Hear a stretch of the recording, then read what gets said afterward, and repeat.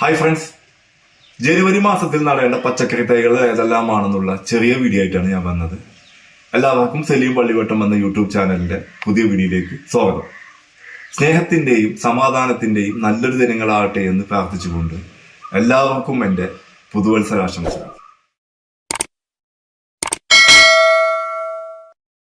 ആദ്യമായിട്ട് തന്നെ നമുക്ക് ശീതകാല പച്ചക്കറിയായ cabbage, cauliflower, carrot, beetroot, kale, Chinese cabbage എന്നിവയൊക്കെ നമുക്ക് കൃഷി ചെയ്യാവുന്നതാണ്.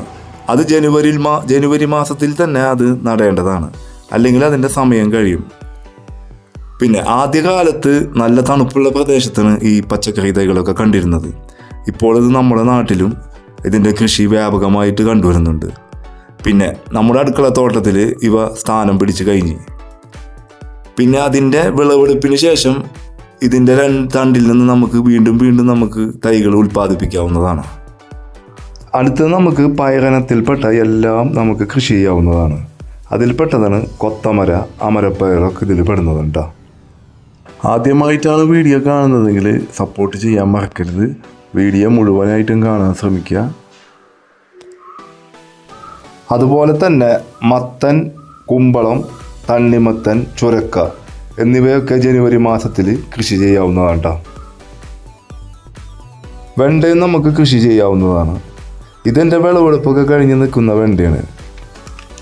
ഇതിൻ്റെ കാലാവധി കഴിയുമ്പോൾ തന്നെ നമുക്ക് അടുത്ത സെറ്റ് നമുക്ക് കൃഷി ചെയ്ത് വെച്ചിരിക്കണം. എന്നാലേ നമുക്ക് നിർത്താതെ ഇത് നമുക്ക് വിളവ് ലഭിക്കുകയുള്ളൂ.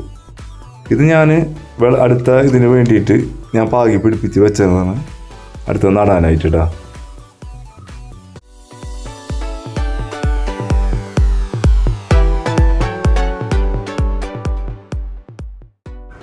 തക്കാളി നമുക്ക് ജനുവരി മാസത്തിൽ നടാവുന്നതാണ് കേട്ടോ. അതൊക്കെ നട്ട് കഴിഞ്ഞാൽ നമുക്ക് നല്ലവണ്ണം വിളവ് ലഭിക്കുന്നതാണ് കേട്ടോ. അപ്പോൾ അതൊക്കെ എല്ലാവരും വീട്ടിൽ നടാൻ ശ്രമിക്കുക.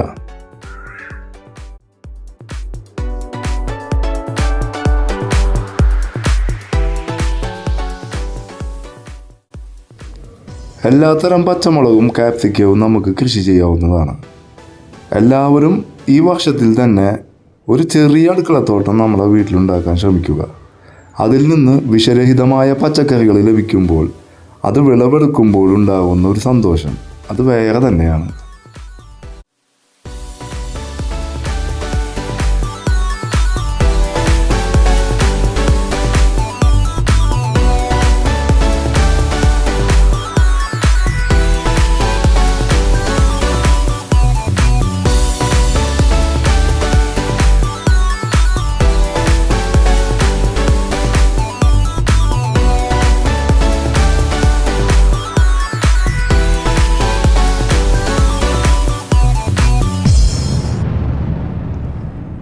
അതുപോലെ തന്നെ നമുക്ക് വഴുതനയും കൃഷി ചെയ്യാവുന്നതാണ് കേട്ടോ.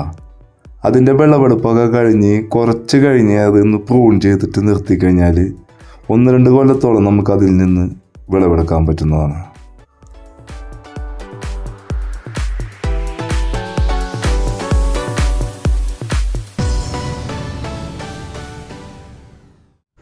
ഈ കാണുന്നത് ചോളമാണ്. ചോളവും നമുക്ക് കൃഷി ചെയ്യാവുന്നതാണ്.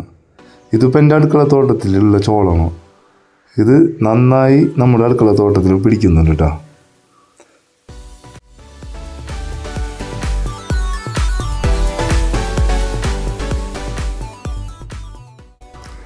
നന്നായി വിളവ് ലഭിക്കുന്ന ഒരു കൃഷിയാണ് കൈപ്പക്കായ.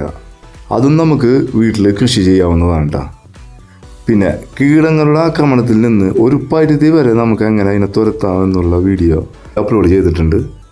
അത് ആവശ്യമുള്ളവരൊന്ന് കയറി കാണുക. അതിൻ്റെ ലിങ്ക് ഞാൻ ഇതിൻ്റെ ഡിസ്ക്രിപ്ഷനിൽ ഞാൻ കൊടുക്കാം കേട്ടോ.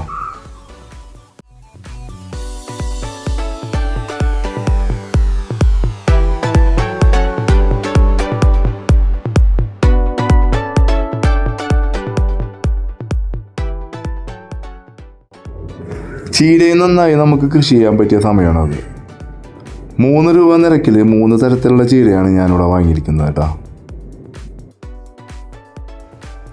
പുതുവർഷത്തിൽ നടാനുള്ള അടുത്ത സെക്ഷൻ ഞാൻ തയ്യാറാക്കിയിട്ടുണ്ട്. അതിൽ ഞാൻ ഈ വീഡിയോയിൽ പറഞ്ഞ എല്ലാ തരം തൈകളും ഞാൻ വാങ്ങിയിട്ടുണ്ട്. പിന്നെ ഒരു പ്രാവശ്യം നമ്മൾ കൃഷി ചെയ്തിട്ട് അതിൽ നിന്ന് നമ്മൾ അതിൻ്റെ വിത്ത് ശേഖരിച്ച് വെക്കുകയാണെങ്കിൽ പിന്നീട് നമുക്കത് കടകളിൽ നിന്നും ഈ സൊസൈറ്റികളിൽ നിന്നും നമുക്ക് തൈകൾ വാങ്ങാതെ നമുക്ക് വീട്ടിൽ തന്നെ അത് കൃഷി ചെയ്യാവുന്നതാണ് കേട്ടോ.